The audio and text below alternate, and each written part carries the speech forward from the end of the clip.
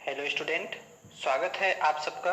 आज का हमारा चैप्टर है अध्याय 4 समांतर श्रेणी एरिथमेटिक प्रोग्रेशन।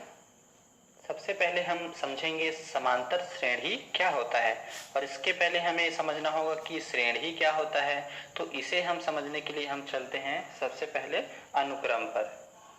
अनुक्रम ऐसा समूह जिसमें संख्याओं को एक निश्चित नियम के अनुसार एक निश्चित क्रम में रखा गया हो, अनुक्रम कहलाता है। जैसे 2, 4, 6, 8, 10, ये हमारा क्या है? एक अनुक्रम है। अब हम समझते हैं श्रेणी। यदि अनुक्रम के पदों को धन चिन्ह अथवा ऋण चिन्ह से संबंधित कर दिया जाए तो इसे श्रेणी कहा जाता है। ये हमारा अनुक्रम है और इनका जो उदाहरण है 2, 4, 6, 8, 10, इसे अगर हम यहाँ पर लिख दें कि 2 धन 4 धन 6 धन 8 धन 10 धन आगे और जो भी संख्या आएगा तो इसी क्रम को हम क्या बोलेंगे? श्रेणी कहेंगे। अब हम समझते हैं श्रेणी क्या होता है।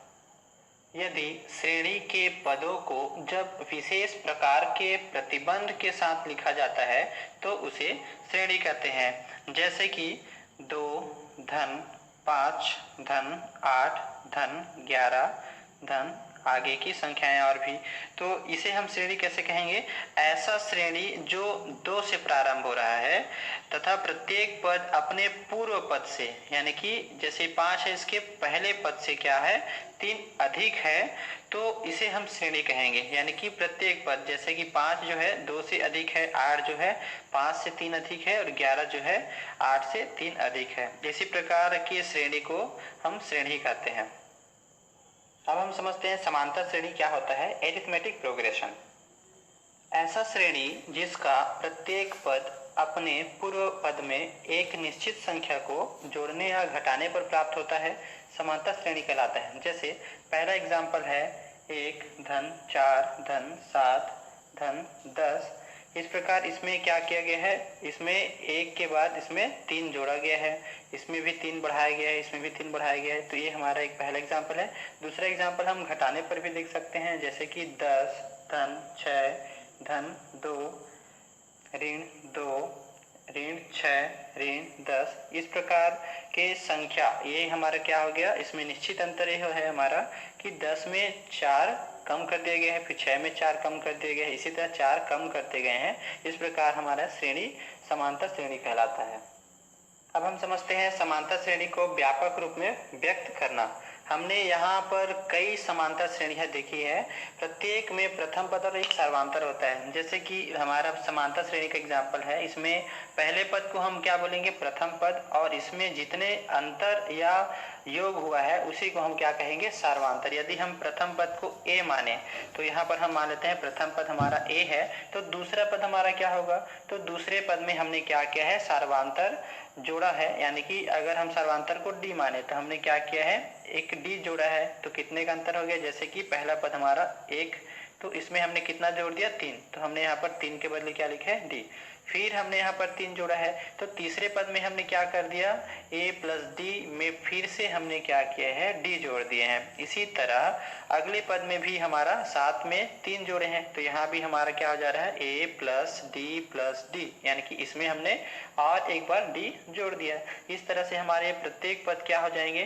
पहला पद हमारा a, दूसरा पद हमारा हो जाता है a प्लस डी, और तीसरा पद हो जाएगा a प्लस 1 और 1 2 डी हो जाएगा, और चौथा पद हमारा हो जाता है a प्लस 1 2 3, तो यहाँ पर 3 डी। इसी तरह आने वाले पद हमारे क्या होंगे? लगातार a plus 4 D, a plus 5 D, इस तरह के संख्याएं हमारे होते रहेंगे। इस प्रकार प्रथम पद a तथा सर्वांतर d है। अब हम देखते हैं समांतर श्रेणी का nवां पद। प्रथम पद को हमने यहाँ पर मान लिया है प्रथम पद a1 यानी कि a। दूसरा पद हमारा जो है a प्लस डी, इसे हमने नाम दिया है a2। तीसरे पद को हमने नाम दिया है a3 और चौथे पद को नाम हमने दे दिया है a4। अब इसमें हम देखते हैं क्या परिवर्तन यहाँ पर हो रहा है। तो सबसे पहले तो हमारा a1 बराबर a है, और दूसरा हमारा है यहाँ पर a प्लस डी बराबर हम यहाँ पर लिख सकते हैं a प्लस 2 माइनस 1 डी, क्योंकि यहाँ पर क्या है a है और इसमें क्या किया गया है एक d यहाँ पर लिखा गया, तो एक को हम 2 - 1 भी लिख सकते हैं। अब इसी तरह हमारा तीसरा पद हमारा क्या हो जाएगा a प्लस हमारा यहाँ पर हो जाता है 3 - 1 d, क्योंकि 2 को हम 3 ऋण 1 के रूप में लिख सकते हैं। और इसी तरह चौथे पद को हम लिख सकते हैं a प्लस 4 - 1 d। तो इस प्रकार हम इन्हें चौथे पद को a प्लस 4 - 1 d के रूप में लिख सकते हैं। तब हम इनको यदि संख्याओं को यहाँ पर हम चौथा पद के बजाय हम यहाँ पर देते हैं nवां पद, तब हम इसे क्या लिखेंगे?